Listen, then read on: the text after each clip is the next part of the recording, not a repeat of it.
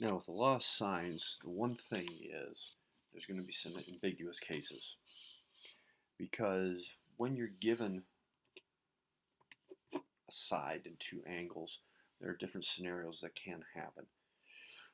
I'm sorry, I said that in the wrong order. Two sides and an angle.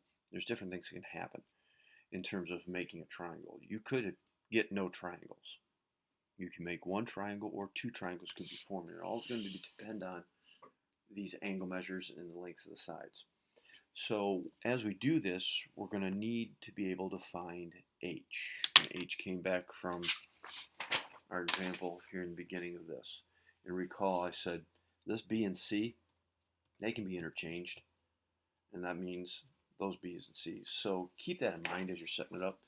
Labeling is kind of in the eye of the beholder as you do this. So let's say a and b are given. You could have said b and c, you could have said a and c. No big deal. And angle A. So angle A is going to be being included here as we do this stuff. And angle A is acute. So as we do this, we got to check. We got to find h.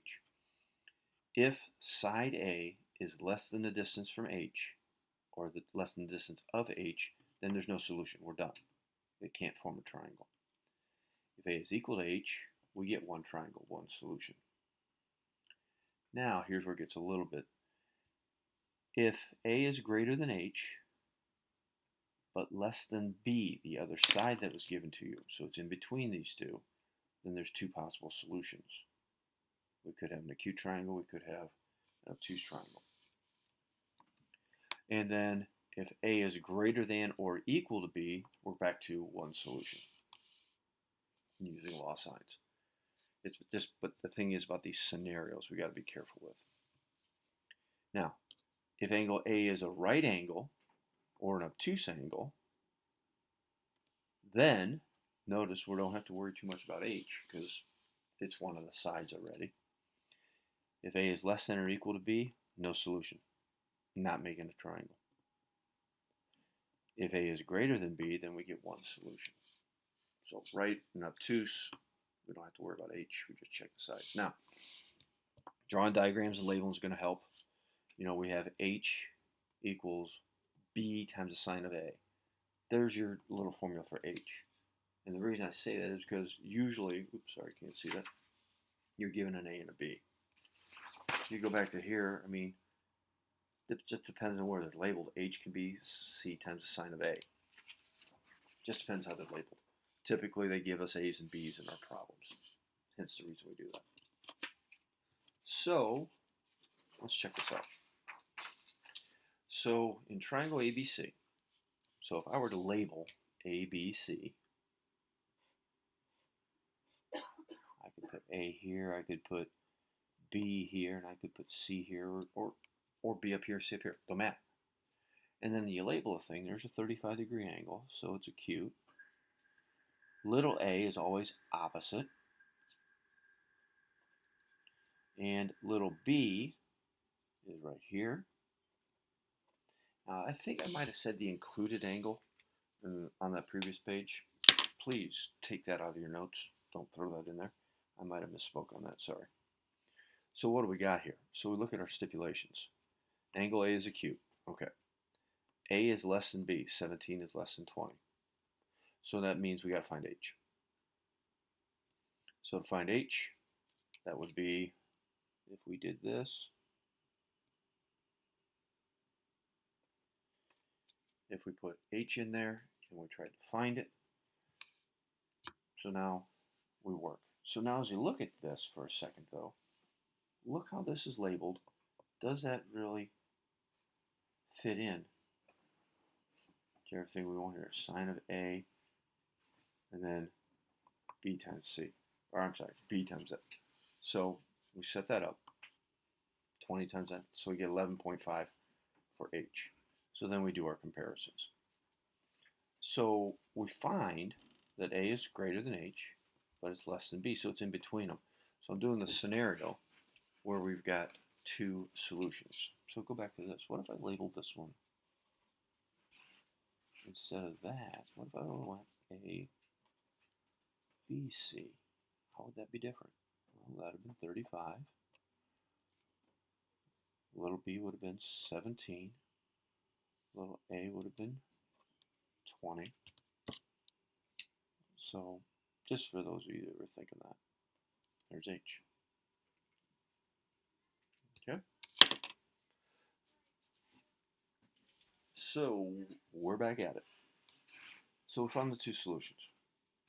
So angle B could be acute, or angle B could be obtuse. Those are two possible solutions.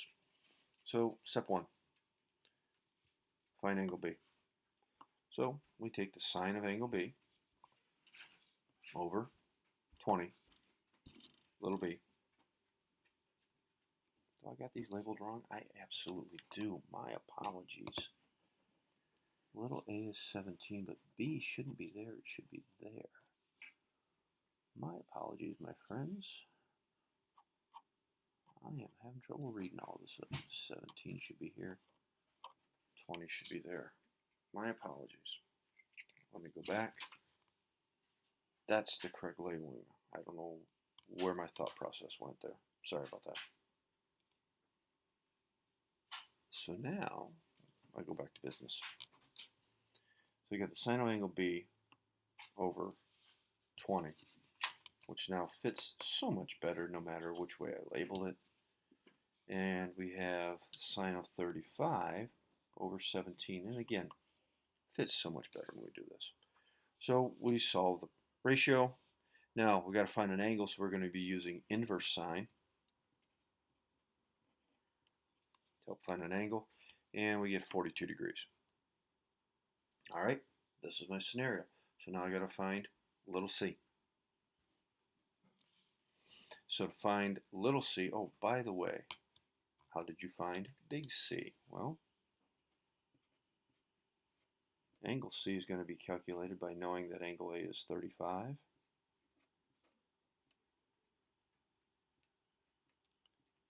And the other angle we just found was 42. So angle C, there it is, 103 degrees. That's where I get my angle C. So sine of 103 over C equals a sine of 35 over 17. So you can go ahead and solve that.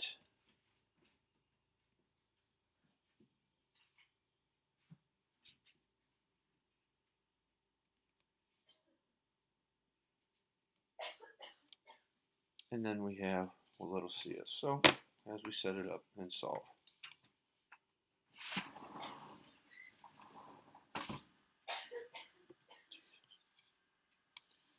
So you see we're going to take 17 times the sine of 103.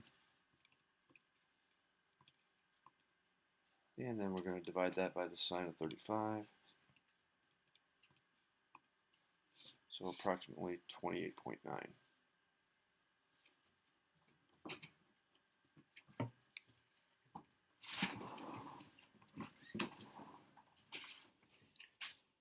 The second scenario would have been if angle B was obtuse.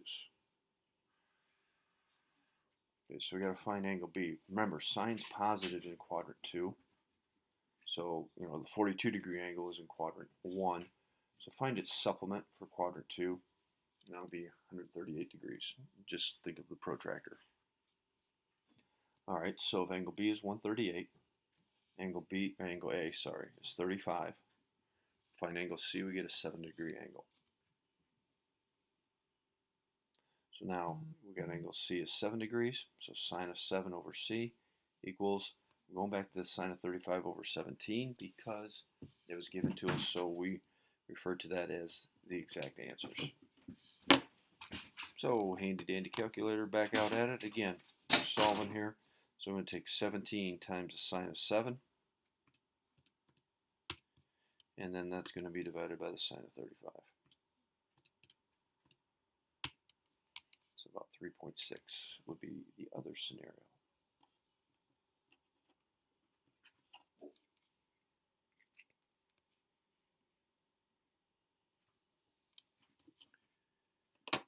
And with that, I'll leave you with this problem. So Frankie Lindor hits a liner between second and third. So it drops in for a hit just over shortstop, his head. Left fielder comes in, stops the ball here at point B.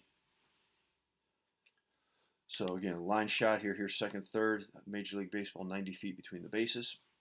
So left fielder picks up the ball after it bounces right to there. He's getting ready to throw it in. You got a 65-degree angle here and a 43-degree angle here. How far of a throw is it from where he's got the ball to second? And then how far of a throw would it be if he had to throw it to third?